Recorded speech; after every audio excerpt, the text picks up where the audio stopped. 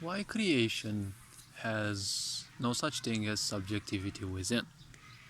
Subjectivity is an aspect which belongs only to discriminatory minds, right? A mind that is capable of making a differentiation, right? That which is capable of realizing there are differences in between something and something else. That can be called a discriminatory mind. For example, many animal species can distinguish between male and female individuals in many other races, including us humans. For example, rats. If a rat is feeling endangered by your presence, it definitely knows whether you are a man or a woman. And if you are a man, they'll definitely crawl up on you and they will go for your testicles. This is how they react. They want to make sure that their opposition can no longer easily breed. So if you're a man, well, you should always expect that from rats. Many other animals also can distinguish, right, in between our members, right? Whether you're a male, you're a female, whether you're older or not. So there is a sort of distinguishing, right? We also have a distinguishing mind, right? Because we have created complex languages, we have created a very structured sense of specialization and classification. Classification can only be done by a discriminatory mind. A discriminatory mind requires at least a level of awareness because you have to be aware of certain things so that you create, let's call it, well, a classification. The more ignorant people are, the more they simply ignore. So, better said, the less they make use of their discriminatory mind. And when you're an ignorant, you can easily become a fanatic. Because ignorant people are like a mold, right? They don't follow any idea, and anyone can easily pop up and give them an idea, and they will simply identify with it and then fanatically support it. Once that happens, well, everyone who does not support that, well, is the enemy. So they only have one simple classification. Those who follow my points are friends, and those who don't, well, they are the enemy, right? So not much of a discriminatory mind is being used in here, right? A stoic person, someone who thinks for themselves, classifies and overclassifies people. Some people are kinder, some people are less kind, but they are still somewhat kind. Some people use their kindness, and expect things in return, and there's all sorts of classifications, right? The problem is with ignorance, right? Because ignorance is the greatest sin in this world. Why? Because when there is ignorance, ignorance means you don't care about anyone's pain, right? Nothing, well, especially yours. You wouldn't do anything to make your life better. So if you don't care about your life, you won't care about anyone else's life, right? That is what a definition of ignorance is. Anyone around you can suffer as much. You simply can't care, right? Or don't care. But usually people like that, they simply can't care. It is a natural aspect that they cannot care about the others, right? It doesn't matter whether there's a war, whether people die of starvation around them, they simply won't move a finger. There's a lot of these people. Now these people, just like most others, they will have their frustrations in life. As I've stated in numerous videos, there is a point within us, there is a passion towards destruction within us. And this cannot simply function alone. It requires a fuel. And your frustrations are easily a good fuel for that. Everyone nowadays hates something or someone, right?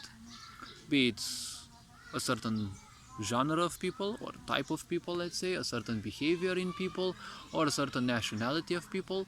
If you ask this in a public, no one will probably accept this because, well, it's a public and, people will say it is racist to hate upon others. But I assure you, everyone hates someone or something, right?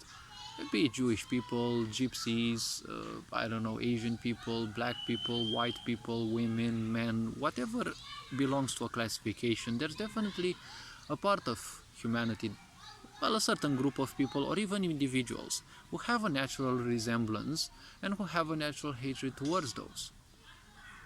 Most likely it is not yours. Obviously it is not yours, it is not those individuals, because when you come into this world, you don't come with any emotional attachment, right? You accumulate these from societal environments, be it your parents, be it your school, your workplace, or random people that you meet outside. You take these from somewhere, right? So you hate one type of people or a certain behavior, there is hatred, right? If you would hate something, naturally you want to move away from it, and naturally you want as little of those as possible on the planet. Give godly powers, right? Creation powers to such people. And well, whatever they hate, well, Thanos snap. They hate black people, well, Thanos snap. There's gonna be no more black people, right? They hate their mothers, well, Thanos snap. There's gonna be no more mothers on this planet. Most likely in the whole universe, right? Because your frustrations will always imply that you create millions of times of the destruction more than happened to you, right? If a white person aggressed you in any way, you'll want all of them dead, right? It doesn't matter whether they're children, whether they're innocent or not. No one is innocent and they're all the enemy, right? That's how frustrations work. Same as if it were a black person, Jewish person, or whatever nationality, simply does not matter. These are just classifications. They're just meaning we collectively agreed to follow. And when we collectively agree to follow something, well, that is nothing else but a tool, right? It is a tool that should only be used to make a difference in between us, but not to simply use discrimination against.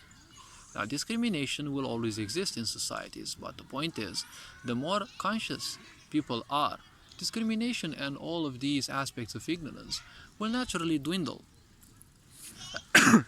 Because only in ignorance do these separation aspects exist. Because as I said, in ignorance, you don't care how much you suffer and how much other people suffer. But your frustrations will pile up and you'll start hating on things and on people. If creation would be given such subjectivity, well, creation would definitely be completely different than this. How can we be sure that creation is not subjective? Well, look around. This planet has all sorts of creations. Creations that we may call ugly, creations that we may call scary, creations that we may call angelic almost, creations that we may call any possible names. And these names will vary from individual to individual, from group of people to group of people, right? Some people despise rats, some people like rats. Some people despise bugs, some people don't mind them, some people even like them, right? So the point is, creation has done a miraculous work with this planet. But in order for this planet to exist, its solar system needed to exist. And also the galaxy needed to exist. And the entire history of the universe as well needed to exist so that this solar system could exist and this planet could exist. Now let's add the billions of galaxies that there are out there. And we can imagine there is life in all possible shapes, forms, sizes, and dimensions, right? There is no limitation to creation, one could say. So I doubt this creation actually has an awareness, right? It simply creates anything based on whatever principles and whatever possibilities it has, right? It doesn't use a discriminatory mind, it doesn't discriminate, it doesn't say, well, you're this kind of race, you should breed less because naturally you breed a lot. No. There are other races which will try to keep a certain balance. We can see this on our planet enough, so obviously the whole universe also has such principles on numerous other planets. Because a race that will breed a lot means that there is a lot of consumption, right? So there will be a lot of other races that will counteract, right? There will be natural predators. And if we look carefully on our planet, all the species that breed a lot are usually herbivores, and they are those that have the most, counters, right? They have the most predators, right? The more they breed, the more predators they have. The animals that don't breed much, you will see that naturally they don't have too many predators, or predators naturally don't mingle too much with them. There is a certain balance in this universe. Now that we mingle with it and we may actually cause harm, or, well, certain environments go haywire even without any direct or indirect influence from us, well, that is how life functions, right? The universe creates perfection in all things. That's one point. How this perfection is made use of unconsciously by animals, well, that is up to them. All these environments where animals will exist, Well, an environment means the biological part, or let's say the lively part, the part which is not alive, right? And all the connections in between the lively and the non-lively, right? Because the substrate that we exist on, right? The substrate that we exist on simply, we can't say that it naturally is alive, like the animals stepping on it. But it is as important because without it, the animals and all the lively beings wouldn't exist, right? So there is always a connection in between the lively and the non-lively, right? So that is what an environment is. How an environment is made use of by its inhabitants, well, that is up to them. It doesn't necessarily belong to the perfection of life.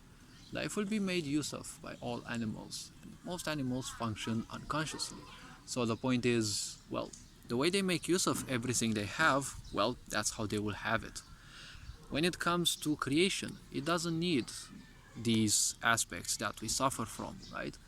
Do you think most people transcend their, limitations, their hatred, their, separation, right? Their forms of separation, hatred, despisal, grief, right, and the such? Or do you think they will simply live by those as much as possible? If many people choose to live like this, well, I doubt creation would need the such. Creation doesn't need to be like this, and never will be. That is why creation is always fully unconscious. It just does what it knows best, and that's it.